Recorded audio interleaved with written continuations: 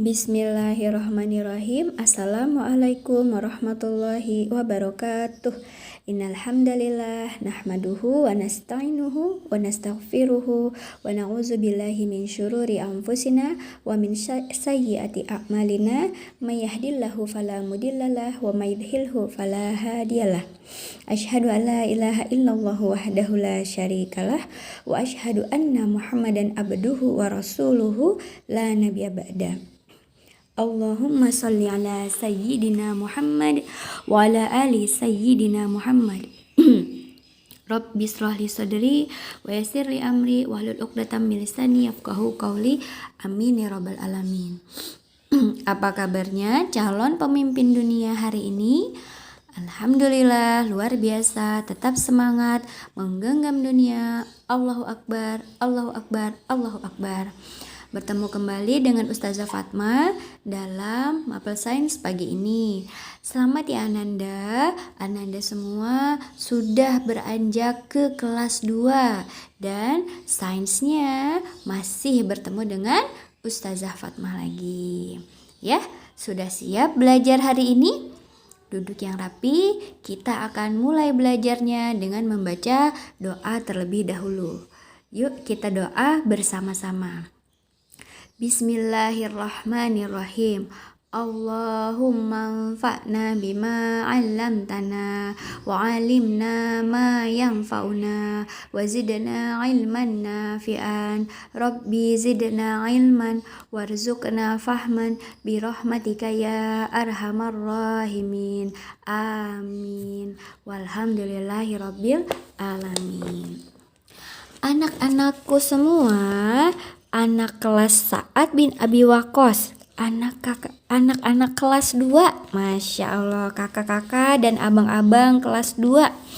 Hari ini pelajaran sains kita akan mempelajari tentang bagaimana Allah menciptakan manusia membutuhkan makan dan minum. Masya Allah ya. Ternyata Allah menciptakan manusia itu tidak hanya sekedar hidup.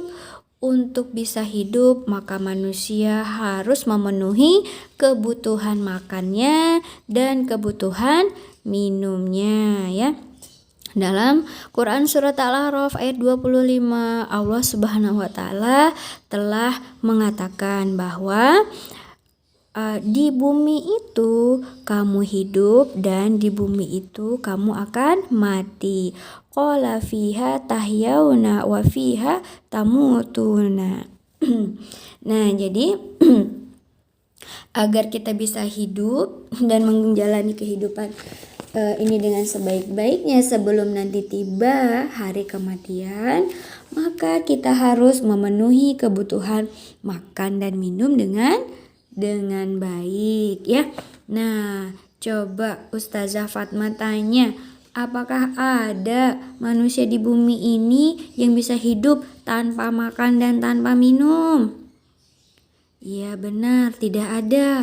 Tidak ada satu orang pun manusia di bumi ini yang bisa hidup tanpa makan dan tanpa minum. Ya, selain makan dan selain minum, manusia butuh apa lagi yang kalau tidak dipenuhi dia akan bisa mati? Ya, selain makanan dan minuman, manusia juga membutuhkan udara ya, untuk apa? Bernafas. Selain itu apa lagi? Tempat tinggal untuk berteduh dan beristirahat, berkumpul bersama keluarga ya. Karena kalau manusia tidak memiliki tempat untuk tinggal, berteduh dan beristirahat, manusia itu akan mengalami kelelahan ya, dan juga kebingungan mau beristirahat di mana gitu ya. Nah, jadi makan, minum, menghirup udara, beristirahat di tempat tinggal itu merupakan kebutuhan pokok yang harus dimiliki oleh manusia dan harus dipenuhi dengan sebaik-baiknya ya. Nah, jadi seperti apakah cara yang baik untuk memenuhinya?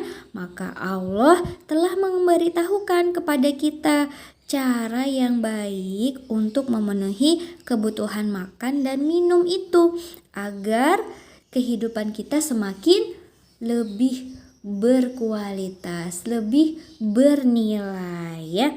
Nah, yang pertama yang mau Ustazah bahas adalah Allah menciptakan manusia itu membutuhkan makanan. Nah, dalam Quran surat Al-Maidah ayat 88, arti yang Ustazah bacakan artinya ya. Allah telah berfirman, "Dan makanlah dari apa yang telah diberikan Allah kepadamu sebagai rezeki yang halal dan baik, dan bertakwalah kepada Allah yang kamu beriman kepadanya." Nah, jadi Allah telah memberitahukan kepada kita agar memakan makanan yang telah direzekikan oleh Allah dengan cara yang halal dan baik. Nah, berarti kita tidak boleh memakan makanan yang tidak halal dan juga tidak baik gitu ya. Nah, sebelum kita makan gitu ya kan, biasanya gitu ya, kita akan merasakan suatu rasa di perut. Nah, rasa apa ya namanya? Siapa yang tahu? Nah, jadi rasa itu merupakan sinyal ya yang menunjukkan bahwa kita butuh segera makan. Nah, sinyal itu namanya adalah rasa lapar gitu. Kalau sinyal laparnya sudah datang, maka kita pun harus memenuhi rasa lapar itu dengan memakan makanan yang halal dan thayyib atau yang halal dan baik gitu ya. Nah, dan biasanya lagi sinyal lapar itu datangnya berapa kali dalam sehari? 3 kali dalam sehari ya. Makanya manusia itu umumnya atau biasanya dia akan makan 3 kali dalam sehari. Makan di pagi hari, makan di siang hari, dan makan di waktu sore atau malam hari ya. Nah, saat bangun tidur ya, biasanya saat jam 6 atau jam 7 perutnya akan merasa lapar. Begitu juga saat siang hari setelah belajar seharian, ya kan? Perutnya juga akan terasa lapar. Dan malam hari ya kan, usai beraktivitas bermain, mandi sore, membantu ibu dan ayah, biasanya juga perutnya akan terasa lapar. Kok makan terus setiap hari?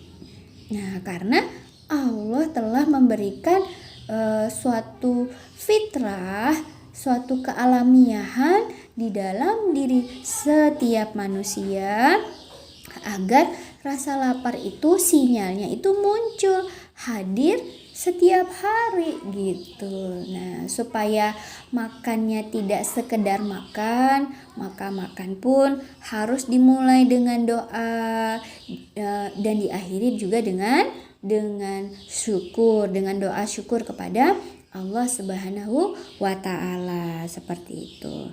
Nah, jadi makanan-makanan yang halal itu seperti apa Ustazah? Nah, makanan yang halal itu tentunya adalah makanan yang boleh dimakan oleh seorang muslim. Siapa yang memperbolehkannya? Tentu saja Allah Subhanahu wa Ta'ala ya. Ada banyak sekali makanan yang halal, hanya sedikit makanan yang diharamkan oleh Allah. Tapi di antara banyak makanan yang halal tersebut, haruslah dipilih makanan yang baik, yang thayyib untuk tubuh kita ya. Nah, seperti apa makanan yang thayyib, yang halal dan thayyib itu? Nah, makanan yang halal juga harus dipastikan dia tidak beracun ya, tidak membuat tubuh kita jadi lemah atau lemas gitu kan. Tapi makanan yang halal itu semakin menyehatkan tubuh kita dan semakin menguatkan tubuh kita. Kenapa? Karena anak muslim itu haruslah anak yang kuat, sehat, dan tangguh. Supaya apa? Supaya dia bisa menghafal Al-Quran, supaya dia bisa beribadah dengan kuat dan sehat ya, supaya dia bisa juga berjihad di jalan Allah. Kalau badannya sakit-sakitan, dia akan lemah untuk melakukan ibadah kepada Allah. Masya Allah. Nah, kemudian selain kebutuhan makan, Allah juga menciptakan kepada manusia itu kebutuhan untuk minum.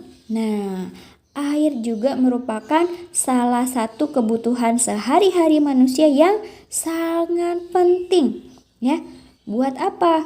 Buat minum, untuk menghilangkan haus dan dahaga, untuk mandi, membersihkan tubuhnya, untuk wudhu agar dia bisa sholat dan beribadah kepada Allah.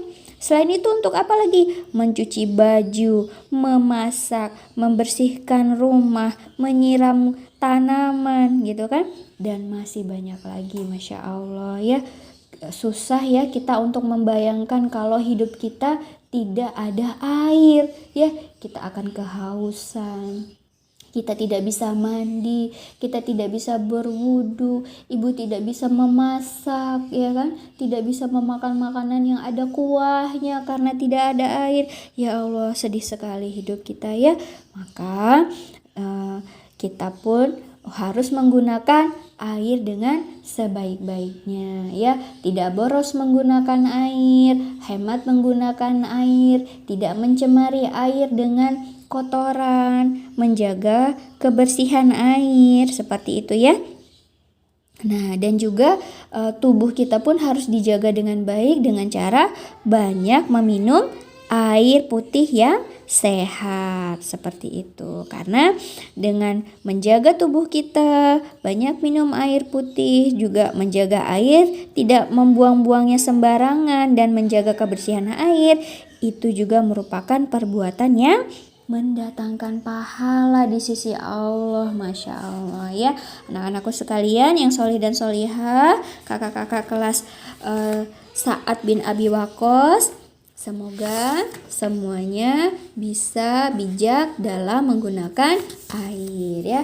Nah, dan jadi itu dulu ya yang bisa Ustazah sampaikan saat ini. Jadi makanlah makanan yang baik, yang halal dan thayyib, dan juga minumlah untuk memenuhi kebutuhan dan kesehatan tubuh kita ya.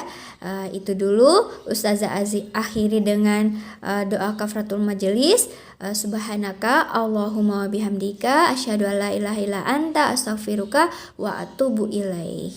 Sampai jumpa kembali. Ila liqa. Assalamualaikum warahmatullahi wabarakatuh.